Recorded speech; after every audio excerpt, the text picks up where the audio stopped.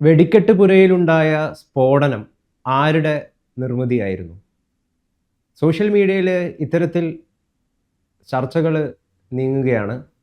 കാരണം ചൂടല്ല ഈ അപകടത്തിന് കാരണമെന്ന് ഇപ്പം പെസോ പോലുള്ള ഏഹ്, പ്രസ്ഥാനങ്ങൾ, സംഘടനകളൊക്കെ അഭിപ്രായം പറഞ്ഞുകൊണ്ട് രംഗത്ത് വന്നിട്ടുണ്ട്.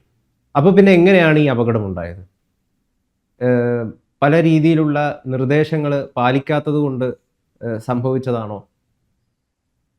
നമുക്കറിയാം മറ്റു പല രാജ്യങ്ങളിൽ ഇപ്പം ചൈനയിലായിക്കോട്ടെ, മറ്റ് യൂറോപ്യൻ രാജ്യങ്ങളായിക്കോട്ടെ, ഇവിടെയൊക്കെ പല ആഘോഷങ്ങളുടെ ഭാഗമായിട്ട് ഇത്തരത്തിലുള്ള വെടിക്കെട്ട് പരിപാടികൾ നടക്കാറുണ്ട്. അവിടെയൊക്കെ ഇതേ രീതിയിലുള്ള അപകടങ്ങളും സംഭവിക്കാറുണ്ട്. പക്ഷെ അതിൽ വ്യത്യസ്തമായിട്ട് മാതൃക ആയിട്ട് നിൽക്കുന്ന ഒരു രാജ്യം എന്ന് പറയുന്നത് ജപ്പാനാണ്.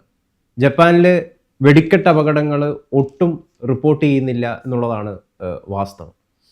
അപ്പം ഇത്തരത്തിലുള്ള ഒരുപാട് സാഹചര്യങ്ങൾ നിലനിൽക്കെ എന്താണ് വാസ്തവത്തിൽ തൃശ്ശൂരിൽ സംഭവിച്ചത്? ഇത് ആരുടെയെങ്കിലും ആസൂത്രണമായിരുന്നു? ഒരുപാട് ഊഹാപോഹങ്ങൾ ഇന്റർനെറ്റിൽ പ്രചരിക്കുന്നുണ്ട്. തൽക്കാലം ഊഹാപോഹങ്ങളിലേക്ക് ഞാൻ കടക്കുന്നില്ല. പക്ഷേ ഇപ്പോൾ നമുക്ക് ആ സാഹചര്യങ്ങളെ ഒന്ന് വിശകലനം ചെയ്യാം. ആ സാഹചര്യങ്ങൾ, ഈ സ്ഫോടനമുണ്ടായ സാഹചര്യങ്ങൾ വിശകലനം ചെയ്തിട്ട് അവിടെ നിയമങ്ങൾ പാലിക്കുന്നതിൽ ജാഗ്രത കുറവുണ്ടോ എന്ന് പരിശോധിക്കുക. അതുപോലെ തന്നെ ഇപ്പോൾ ഗൗതം ചോദിച്ചതുപോലെ മറ്റു രാജ്യങ്ങളിൽ, ലോകത്തെമ്പാടും പല ആഘോഷങ്ങളോടനുബന്ധിച്ച് വെടിക്കെട്ടുകൾ നടക്കുന്നുണ്ട്. അമേരിക്കയിലുണ്ട്, ചൈനയിലുണ്ട്, ജപ്പാനിലുണ്ട്, യൂറോപ്യൻ രാജ്യങ്ങളിൽ മുഖ്യമായിട്ട് ഇറ്റലിയിലും സ്പെയിനിലുമാണ് വെടിക്കെട്ട് നടക്കുന്നത്. ഇവിടെയൊക്കെ അപകടങ്ങളുണ്ടോ? ലോകത്തിൽ ഏറ്റവും കൂടുതൽ അപകടങ്ങൾ കുറവുള്ള, ഏറ്റവും കുറവ് അപകടങ്ങൾ ഉണ്ടാക്കുന്ന, വെടിക്കെട്ട് അപകടങ്ങൾ ഉണ്ടാകുന്ന രാജ്യം ഏതാണ്? അങ്ങനെയെങ്കിൽ എന്താണ് അപകട നിരക്ക് കുറയ്ക്കാൻ അവരെ സഹായിക്കുന്നത്? അപ്പോൾ ഇങ്ങനെയുള്ള ഒരുപാട് കാര്യങ്ങൾ ഇതിലുണ്ട്. നമുക്കത് ഓരോന്നായിട്ട് പരിശോധിക്കാം. ആദ്യം നമുക്ക് കേരളത്തിൽ നിന്ന് തന്നെ തുടങ്ങാം. ഇപ്പോൾ കേരളത്തിൽ ഞാനൊരു കണക്ക് കണ്ടു. കഴിഞ്ഞ കുറേ കൊല്ലങ്ങളുടെ കണക്കെടുക്കുമ്പോൾ ഏതാണ്ട് 400ഓളം ആൾക്കാർ കേരളത്തിൽ വെടിക്കെട്ട് അപകടങ്ങളിൽ പല കാലങ്ങളിലായിട്ട് കൊല്ലപ്പെട്ടിട്ടുണ്ട്. നമുക്കറിയാം പുറ്റിങ്ങൽ വെടിക്കെട്ട് അപകടം. ആ പുറ്റിങ്ങൽ വെടിക്കെട്ട് അപകടം ഇന്നും അതിലെ ദുരൂഹത മാഞ്ഞിട്ടില്ല. അവിടെ നിന്നും പൊട്ടിത്തെറിച്ച ആ പൊട്ടിത്തെറിയിൽ തെറിച്ചുപോയ ഒരു കോൺക്രീറ്റ് കഷ്ണം കിലോമീറ്ററുകൾ അകലെ പോയിട്ട് റോഡിലൂടെ സ്കൂട്ടറിൽ സഞ്ചരിച്ച ഒരാളുടെ ദേഹത്ത് വീണ് അയാൾ കൊല്ലപ്പെട്ട സംഭവം വരെ. അതായത് കേട്ടുകേഴ്വിയില്ലാത്ത അത്ര ശക്തമായ വെടിമരുന്ന് ഉപയോഗിച്ച് നടത്തിയ ഒരു സ്ഫോടനം പോലാണ് നമുക്ക് തോന്നുന്നത്. പിന്നീട് എന്തിന് ലോക നേതാക്കന്മാര്, അതായത് റഷ്യൻ പ്രസിഡന്റ് വ്ളാഡിമിർ പുടിൻ പോലും വ്യക്തിപരമായ അനുശോചനം രേഖപ്പെടുത്തി. അത്ര ലോകം മുഴുവൻ നടുങ്ങിപ്പോയ ഒരു അപകടമായിരുന്നു. എന്നിട്ട് നമ്മൾ പഠിച്ചില്ല എങ്കിൽ തീർച്ചയായിട്ടും നമ്മുടെ നിയമ സംവിധാനത്തിനും ആ നിയമം അക്ഷരത്തിലും അർത്ഥത്തിലും പാലിക്കുന്നതിലും നമുക്കും ഒരുപാട് വീഴ്ചകൾ സംഭവിച്ചു എന്ന് തന്നെ നമുക്ക് കരുതേണ്ടി വരും. ഇതിനിടയ്ക്ക് അട്ടിമറികൾ നടക്കുന്നുണ്ടോ എന്നൊരു ചോദ്യവും സ്വാഭാവികമായിട്ട് ഉയരും. കാരണം നമ്മുടെ നാട്ടിൽ പല രീതിയിലുള്ള തീവ്രവാദ സംഘടനകൾ ഉൾപ്പെടെയുള്ളവർ, അല്ലെങ്കിൽ നക്സലൈറ്റ് പ്രസ്ഥാനങ്ങൾ, ഇങ്ങനെയൊക്കെയുള്ള ഒരുപാട് തരത്തിലുള്ള ഭീകര പ്രവർത്തകർ നമ്മുടെ നാട്ടിൽ ഉണ്ട്. അപ്പോൾ ഇത് അവരുടെ ആരുടെയെങ്കിലും ഒരു ഗൂഢാലോചന ഇതിൻ്റെ പിന്നിലുണ്ടോ എന്നൊക്കെ ആൾക്കാർ സംശയിക്കും. അത് സ്വാഭാവികമാണ്. ഇനി നമുക്ക് ഈ ഒരു പ്രത്യേക വിഷയത്തിലേക്ക് നമുക്കൊന്ന് ശ്രദ്ധിക്കാം. അതായത് ഇപ്പോൾ ഗൗതം പറഞ്ഞല്ലോ, ഏറ്റവും ഒടുവിൽ വന്ന റിപ്പോർട്ട് പ്രകാരം petroleum and explosive safety organisation, peso, ഇത് കടുത്ത ചൂടുകൊണ്ടല്ല ഇത് സംഭവിച്ചത് എന്നുള്ള ഒരു വിശദീകരണം പ്രാഥമികമായിട്ട് അവർ നൽകിയതായിട്ട് ഇപ്പോൾ ഗൗതം പറഞ്ഞപ്പോഴാണ് ഞാൻ അത് അറിയുന്നത്. അങ്ങനെ ഒരു പ്രസ്താവന വന്നിട്ടുണ്ടെങ്കിൽ അത് ഒരു സാധ്യത ഇല്ലാതാക്കുകയാണ്. കാരണം ഞാനും ആദ്യം വിചാരിച്ചിരുന്നത്, ഈ നമ്മുടെ നാട്ടിൽ ഒരു പരിമിതിയായിട്ട് ഞാൻ കാണുന്നത്, ഇന്നും ഈ പടക്ക നിർമ്മാണം, അല്ലെങ്കിൽ പടക്കത്തിനേക്കാൾ വലിയ ശക്തിയുള്ള ഈ കുഴിമിന്നലെന്നോ ഗുണ്ടെന്നോ ഒക്കെ പറയുന്ന ഒരുപാട് എക്സ്പ്ലോസീവ്സ് ആണ് അതെല്ലാം. ആ എക്സ്പ്ലോസീവ്സിന്റെ നിർമ്മാണവും ഒക്കെ കൈവച്ച് ഒരു മനുഷ്യൻ മാനുവലിയാണ് ചെയ്യുന്നത്. അത് ഒരു കോട്ടേജ് ഇൻഡസ്ട്രിയാണ്. അതായത് വെറും ഒരു കുടിൽ വ്യവസായം പോലെ ആർട്ടിസാൻസ് ആയിട്ട് ഈ മേഖലയിൽ പ്രവർത്തിക്കുന്ന മനുഷ്യർ മാത്രമാണ് അത് ചെയ്യുന്നത്. ഉം. അപ്പോൾ ഇത് മറ്റ് പല രാജ്യങ്ങളിലും ഈ മേഖലയിൽ വലിയ രീതിയിൽ യന്ത്രവൽക്കരണം നടന്നിട്ടുണ്ട്. അപ്പോൾ ഈ അപകടങ്ങൾ ഉണ്ടാകുന്നതിൻ്റെ ഒരു നേച്ചർ നമ്മൾ നോക്കുമ്പോൾ എനിക്ക് തോന്നുന്ന രണ്ട് തരത്തിലാണ്. ഒന്ന്, നിർമ്മാണശാലകളിൽ ഉണ്ടാകുന്ന അപകടം. മറ്റൊന്ന്, വെടിക്കെട്ടിനിടയിൽ സംഭവിക്കുന്ന അപകടം. നിർമ്മാണശാല ഇപ്പം കുറ്റിങ്ങലുണ്ടായത് അത് നിർമ്മിച്ചുകൊണ്ട് സൂക്ഷിച്ചു വെച്ചിരുന്നിടത്ത് വെടിക്കെട്ടിന്റെ സമയത്തുണ്ടായ അപകടമാണ്. പക്ഷേ ഇപ്പോൾ തൃശ്ശൂര് പൂരത്തോടനുബന്ധിച്ച് നടത്താനുള്ള വെടിക്കെട്ട് നെട്ടാശ്ശേരി, എവിടെയാണ് അതിന്റെ ആ യഥാർത്ഥ സ്ഥലത്തിന്റെ പേര് ഞാൻ കൃത്യമായിട്ട് ഓർക്കുന്നില്ല. മുണ്ടക്കിത്തോട്. മുണ്ടക്കത്തോട്. അതെ. മുണ്ടക്കത്തോട്ടിൽ ഉണ്ടായ ഈ അപകടം ശരിക്കും പറഞ്ഞാൽ നിർമ്മാണത്തിനിടെ ഉണ്ടായ ഒരു അപകടമാണ്. അപ്പൊ ഏതാണ്ട് ഫാക്ടറിയിൽ ഈ കഴിഞ്ഞ കുറച്ച് നാളുകൾക്ക് മുമ്പ് തമിഴ്നാട്ടിലുണ്ടായ അപകടത്തിന് സമാനമാണ്. ഫാക്ടറിയിലുണ്ടായ രീതിയിലുള്ള ഒരു അപകടം. ഇവിടെ ചില ആൾക്കാർ പെട്ടെന്ന് തന്നെ ഓടി രക്ഷപ്പെട്ടതായിട്ട് വാർത്തകളുണ്ട്. മറ്റു ചിലർക്ക് രക്ഷപ്പെടാൻ പറ്റിയില്ല. എന്തുകൊണ്ടാണത്? പോലീസ് അന്വേഷിച്ച് കണ്ടുപിടിക്കേണ്ട കാര്യമാണ്. എന്താണ്, ചിലർക്ക് ഇപ്പം ഒരു സംഘം ആൾക്കാരിരുന്ന് ജോലി ചെയ്യുമ്പോൾ അതിൽ ചിലർക്ക് മാത്രം ഓടി രക്ഷപ്പെടാൻ പറ്റുന്നത്. ഇവർക്ക് ട്രെയിനിങ് ഒന്നും കൊടുക്കാറില്ലേ? അതായത് എല്ലാ രാജ്യങ്ങളിലും പ്രൊഫഷണലായിട്ടുള്ള ആൾക്കാർക്ക് മാത്രമേ ഇത് കൈകാര്യം ചെയ്യാൻ ഇതിന് അവസരം കിട്ടാറുള്ളൂ. അപ്പോൾ ഇതിൽ കുറച്ച് തൊഴിലാളികൾ അവിടെ സ്തംഭിച്ചിരുന്നു പോയി, കുറച്ച് തൊഴിലാളികൾ രക്ഷപ്പെട്ടെങ്കിൽ അത് ട്രെയിനിങ്ങിന്റെ അഭാവമാണ്. അതോ അതിൽ മറ്റെന്തെങ്കിലും അതിനപ്പുറത്തെ നിഗൂഢതയുണ്ടോ? പോലീസ് അന്വേഷിക്കട്ടെ. ഇനി മറ്റൊരു വിഷയം ഇതുമായിട്ട് ബന്ധപ്പെട്ട് എനിക്ക് തോന്നുന്നത്, ഈ നിർമ്മാണശാലകളിലേക്ക് മാധ്യമപ്രവർത്തകർ ഉൾപ്പെടെയുള്ളവര് നിരന്തരം വരികയും പോവുകയും ചെയ്യുന്ന രീതിയിൽ ആയിരുന്നു എന്ന് വാർത്തകളുണ്ട്. അങ്ങനെ പുറത്തുനിന്നുള്ള ആൾക്കാർക്ക് ഈ ഇത്രയും അധികം അപകടകരമായ വസ്തുക്കൾ നിർമ്മിക്കുന്ന ഒരു സ്ഥലത്തേക്ക് പ്രവേശനം അനുവദിക്കാമോ? ഈ ഇതൊക്കെ ഒരു സ്വകാര്യ കോൺട്രാക്ടർ ആയിരിക്കാൻ ചെയ്യുന്നത്. പക്ഷെ എങ്കിലും അവിടെ സുരക്ഷാ ഏജൻസികളുടെ സാന്നിധ്യം വേണ്ടേ? ഇപ്പോൾ പോലീസ്, ഞാൻ ഉദ്ദേശിക്കുന്നത് പോലീസ്, ഒരു 4-5 പോലീസുകാരെങ്കിലും ഈ സ്ഥലത്ത് വേണ്ടേ? അതായത് ഇവിടേക്ക് പുറത്തുനിന്നുള്ള ആൾക്കാർ പ്രവേശിക്കണം. അതുപോലെ ഇവിടെയുള്ള ജീവനക്കാരാരാണ്? ഇവർക്ക് പാസ് കൊടുക്കാറുണ്ട്.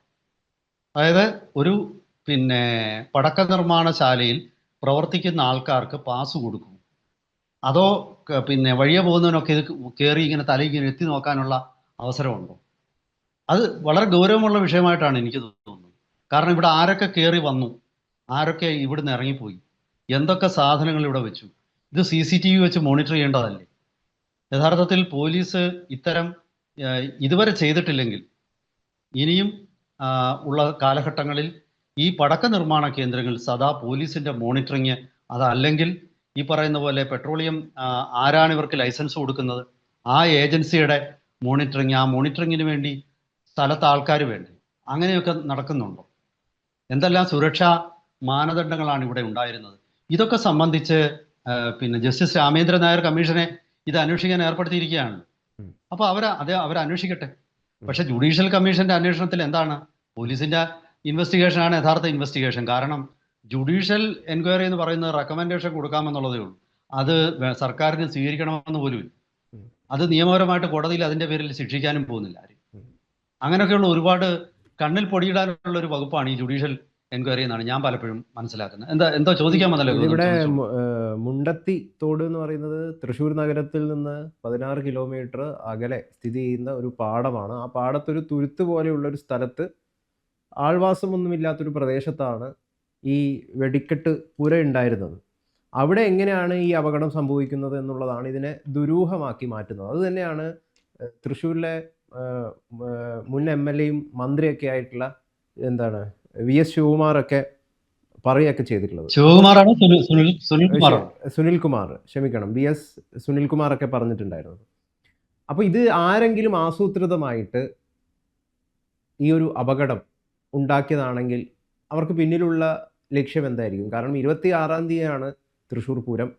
കേരളത്തിനെ ലോകത്തിന് മുമ്പിൽ ഏറ്റവും വലിയ അഭിമാനപൂർവ്വമായിട്ട് പറയാൻ പറ്റുന്ന ഒരു സംഗതിയാണ്. ഒരുപാട് ഫോറിനേഴ്സും അത്തരത്തിലൊരു വലിയ ശ്രദ്ധ നേടുന്ന ഒരു ഉത്സവമാണ്. ആ ഉത്സവത്തെ തകർക്കുക എന്നുള്ളത് ഒരു ലക്ഷ്യമായിരിക്കുമോ? ഈ കേരളത്തിലെ ക്ഷേത്രോത്സവങ്ങൾ വലിയ അച്ചടക്കത്തോടൊന്നുമല്ല നടക്കുന്നത്. അവിടെ എല്ലാം തന്നെ ഈ കഴിഞ്ഞ കുറച്ച് മാസങ്ങളിൽ കൊല്ലം ജില്ലയിൽ ക്ഷേത്രോത്സവത്തോടനുബന്ധിച്ച് നിരവധി ആൾക്കാർ കൊല്ലപ്പെട്ടു. ഒരു ഒരു ചെറുപ്പക്കാരനെ നിരവധി ആക്രമണങ്ങളുണ്ടായി.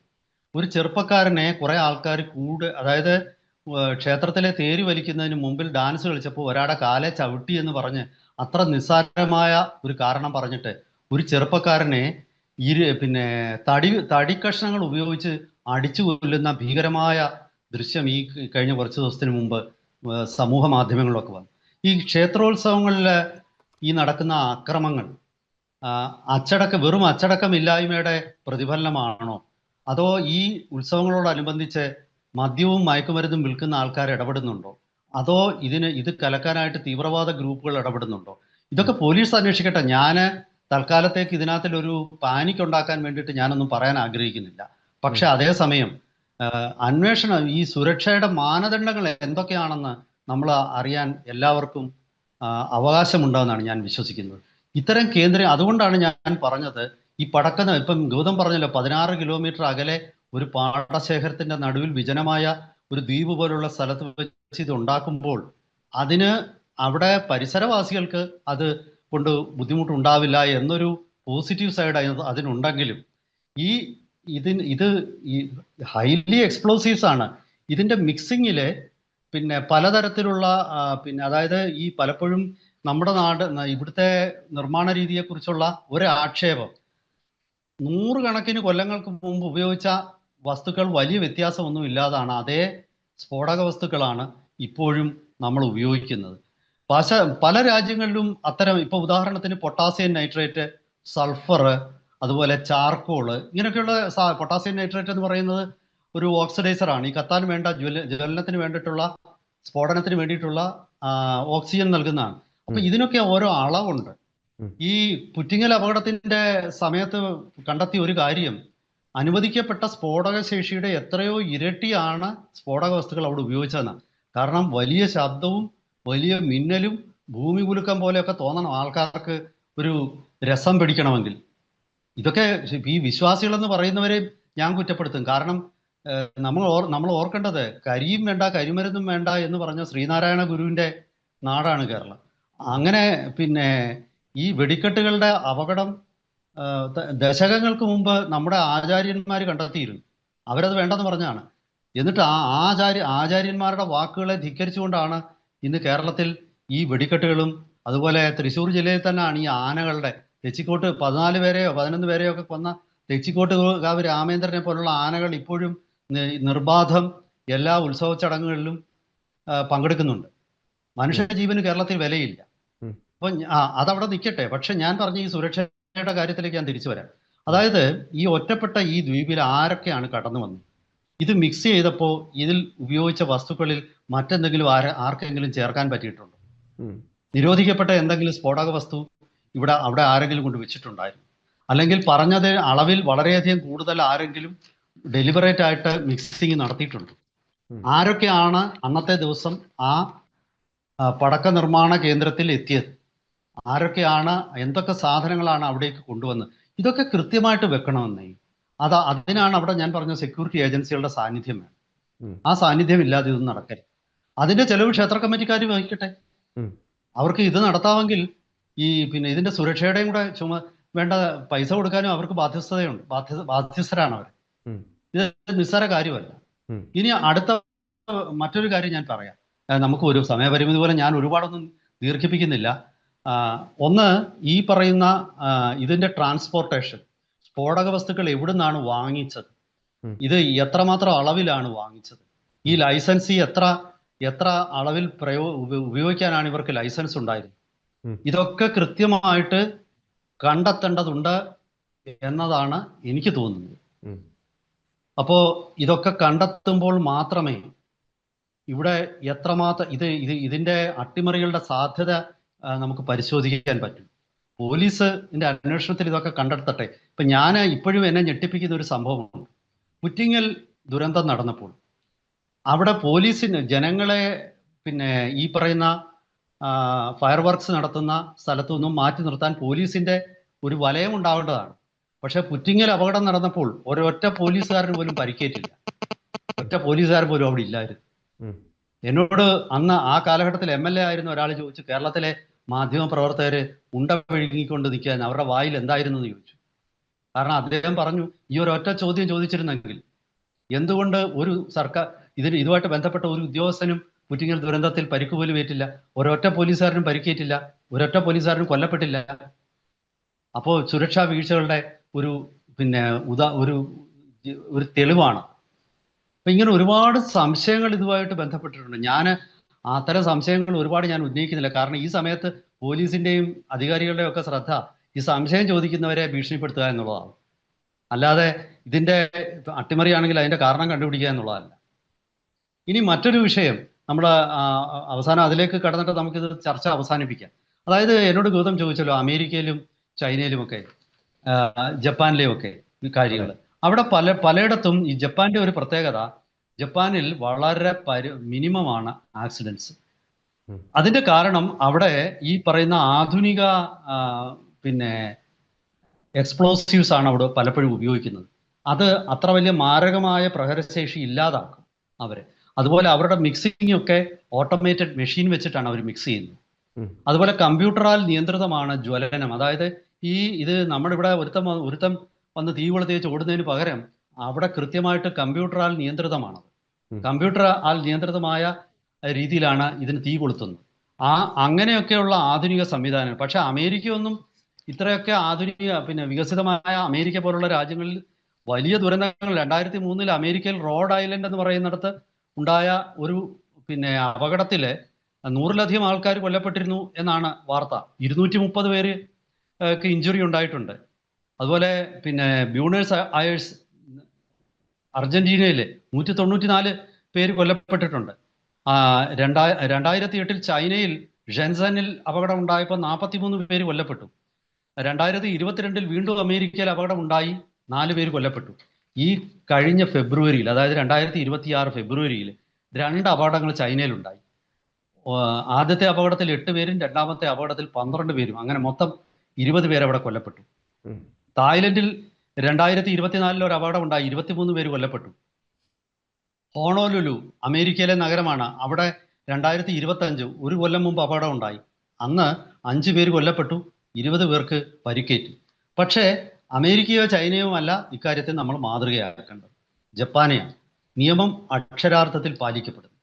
പ്രൊഫഷണൽസ് അല്ലാത്ത ഒരാളും പൊതുവിടത്തിൽ ഒരു കാരണവശാലും അവർ ഫയർ വർക്ക്സ് നടത്തില്ല. എന്തോ ചോദിക്കാൻ വന്നല്ലോ, ചോദിച്ചോളൂ. ഇവിടെ ഈ പുറ്റിങ്കൽ അപകടത്തിന് ശേഷമാണ് കുറെ അധികം കർശന നിർദ്ദേശം സുപ്രീം കോടതിയുടെ ഭാഗത്തു നിന്ന് പോലും എങ്ങനെയാണ് വെടിക്കെട്ട് നടത്തേണ്ടത് എന്നതിലൊക്കെ വന്നിട്ടുണ്ട്. അങ്ങനെയാണ് ഈ ഗ്രീൻ പ്രോട്ടോകോൾ, ലോ എമിഷൻസ് ഉള്ള എക്സ്പ്ലോസീവ് മാത്രമേ ഉപയോഗിക്കാൻ പാടുള്ളൂ, 120 ഡെസിബലിന് കൂടുതൽ ശബ്ദം ഉയരാൻ പാടില്ല തുടങ്ങിയ ഒരുപാട് നിർദ്ദേശങ്ങൾ വന്നിട്ടുണ്ടായി. അപ്പോൾ കഴിഞ്ഞ തവണയൊക്കെ ഇതിൻ്റെയൊക്കെ ഒരു മാനദണ്ഡത്തിലാണ് തൃശ്ശൂർ പൂരം നടത്തിയതെന്നാണ് നമുക്ക് അറിയാൻ കഴിയുന്നൊരു കാര്യം. ഇവിടെ ചോദിക്കാനുള്ള ഒരു കാര്യം എന്ന് പറയുന്നത്, ഇപ്പം സമൂഹ മാധ്യമങ്ങളിൽ ഇതുമായി ബന്ധപ്പെട്ടിട്ട് ഏറ്റവും കൂടുതൽ കനക്കുന്ന ചർച്ച എന്ന് പറയുന്നത് എന്തിനാണ് ഉത്സവങ്ങളിൽ വെടിക്കെട്ട്, ഈ വെടിക്കെട്ട് മൊത്തത്തിൽ അങ്ങ് നിരോധിച്ചൂടെ എന്നുള്ളതാണ്. ഇപ്പം സാറ് പറഞ്ഞ പോലെ തന്നെ ഇത് ഇൻട്രൊഡ്യൂസ് ചെയ്തത്, ഈ വെടിക്കെട്ട് എന്ന് പറയുന്ന പരിപാടി തന്നെ ആദ്യം വന്നത് ചൈനയിൽ നിന്നാണ്, പിന്നീട് അത് യൂറോപ്പിലേക്ക് വരുന്നു. അങ്ങനെ ഇത് ലോകം മുഴുവൻ അത് വ്യാപിക്കുകയാണ് ചെയ്തിട്ടുള്ളത്. അപ്പം ഇന്ത്യയുടേതേ അല്ല, അല്ലെങ്കിൽ ഇന്ത്യൻ സംസ്കാരവുമായി ബന്ധപ്പെട്ടുള്ള ഒരു സാധനയല്ല ഈ വെടിക്കെട്ട് എന്ന് പറയുന്നത്. ഹിന്ദുവിൻ്റെ പ്രാമാണിക ഗ്രന്ഥങ്ങളിൽ എവിടെയും ഈ വെടിക്കെട്ട് നടത്തിയാലേ ഉത്സവങ്ങൾ ഭംഗിയാകുള്ളൂ എന്ന് എവിടെയും എഴുതി വെച്ചിട്ടില്ല. അപ്പം പിന്നെ ഇത് എങ്ങനെ രൂപപ്പെട്ടു? അപ്പം ഇത് നിർത്തലാക്കേണ്ടതല്ലേ? അല്ല, അതാണല്ലോ ഞാൻ ആദ്യമേ പറഞ്ഞ, ആചാര്യന്മാര് പറഞ്ഞിട്ടുണ്ട് ഇത് വേണ്ടെന്ന് പറഞ്ഞിട്ടുണ്ട്. നാരായണ ഗുരുസ്വാമികള് അദ്ദേഹത്തിന്റെ വാക്കുകൾ ഇക്കാര്യത്തിൽ എപ്പോഴും പ്രസക്തമാണ്. കരിയും വേണ്ട, കരിമരുന്നും വേണ്ട. ഞാൻ അതിനോട് യോജിക്കുന്ന ആളാണ്. അതായത് ഈ വെടിക്കെട്ടുകൾ ശരിക്കും പറഞ്ഞാൽ മനുഷ്യ ജീവന് ഹാനികരമാകുന്ന വെടിക്കെട്ടുകളും ഈ മതയാനകളുടെ പ്രദർശനവും ഇത് നിരോധിക്കേണ്ടതാണ്. എനിക്ക് ഇക്കാര്യത്തിൽ യാതൊരു സംശയവുമില്ല. ഇത് ഹിന്ദുവിന്റെ പാരമ്പര്യമല്ല, ഇത് ഹിന്ദുവിന്റെ ക്ഷേത്രങ്ങളുടെ ആചാരങ്ങളുടെ ഭാഗമല്ല. ഇതൊക്കെ തന്ത്രി സമാജം വരെ പറഞ്ഞിട്ടുണ്ട്. പക്ഷെ ഇതൊക്കെ തന്നെ ഈ ക്ഷേത്രങ്ങളോടനുബന്ധിച്ച് ഉദരനിമിത്തം ബഹിർവൃത വേഷം കെട്ടുന്ന ഒരുപാട് ആൾക്കാരുണ്ട് ഈ ക്ഷേത്ര കമ്മിറ്റികളിലൊക്കെ. ഇവരൊക്കെ ഇതിനു വേണ്ടി കോടികൾ പിരിക്കുകയും കോടികൾ ചെലവാക്കുകയും കോടികൾ അടിച്ചു മാറ്റുകയും ചെയ്യുന്ന അമ്പലം വിഴുങ്ങികൾക്കാണ് ഇത്തരം കാര്യങ്ങളൊക്കെ ആവശ്യം. ഞാനിത് പറഞ്ഞാൽ ഞാൻ ഹിന്ദു വിരുദ്ധനായിട്ട് ചിത്രീകരിക്കപ്പെടും, അതുപോലെ ക്ഷേത്രവിരുദ്ധനായിട്ട് ചിത്രീകരിക്കപ്പെടും. ഇവരൊക്കെ ഈ കൗശലപൂർവ്വം ഈ സ്വന്തം കീശ വീർപ്പിക്കാനായിട്ട് ഹിന്ദുവിനെ എക്സ്പ്ലോയിറ്റ് ചെയ്യുന്നവര്. ഒരു ഭാഗത്ത് ഹിന്ദു സംസ്കാരത്തിന് നേരെ തീവ്രവാദ ഗ്രൂപ്പുകൾ വെല്ലുവിളി ഉയർത്തുമ്പോൾ, മറുഭാഗത്ത് ഉള്ളിൽ നിന്നുകൊണ്ട് തന്നെ ഈ സംസ്കാരത്തിനെ ഇല്ലാതാക്കുകയും സമൂഹത്തിന് ഭീഷണിയായിട്ട് വരികയും ചെയ്യുന്ന ഇത്തരക്കാരെയും നിയന്ത്രിക്കേണ്ടത് ഒരു വിവേകപൂർണമായ നടപടികളിലൂടെ സർക്കാരാണ്. നിലവിലുള്ള നിയമം കർശനമാക്കിയാൽ മതി. ജില്ലാ പോലീസ് സൂപ്രണ്ടും ജില്ലാ കളക്ടറും വിചാരിച്ചാൽ പോലും ഇത് ഈ അപകടങ്ങൾ ഇല്ലാതാക്കാം. പുറ്റിങ്ങലും ഒക്കെ ഇതിനൊക്കെയുള്ള എല്ലാ മാനദണ്ഡങ്ങളും മറികടന്ന് രാഷ്ട്രീയ സമ്മർദ്ദത്തിന്റെ ഫലമായിട്ടാണ് അന്നത്തെ ജില്ലാ കളക്ടർ അനുമതി കൊടുത്തതെന്നാണ് ഞാൻ മനസ്സിലാക്കുന്നത്. എന്തായാലും ശരി, വരും കാലങ്ങളിൽ കളക്ടർമാരെ ഇക്കാര്യത്തിൽ നട്ടല് നിവർത്തി നിലപാടെടുക്കട്ടെ. നമുക്ക് പൊതുജനങ്ങൾക്ക് അവർക്ക് സപ്പോർട്ട് കൊടുക്കണം എന്നുള്ളത് മാത്രമാണ്. ഞാൻ സമയപരിമിതി പോലെ നിർത്തുകയാണ്. കൂടുതൽ വിശദാംശങ്ങളുമായിട്ട് കൂടുതൽ ഉൾക്കാഴ്ചകളുമായിട്ട് വരും ദിവസങ്ങളിൽ നമുക്ക് വീണ്ടും ഈ വിഷയം ചർച്ച ചെയ്യാം.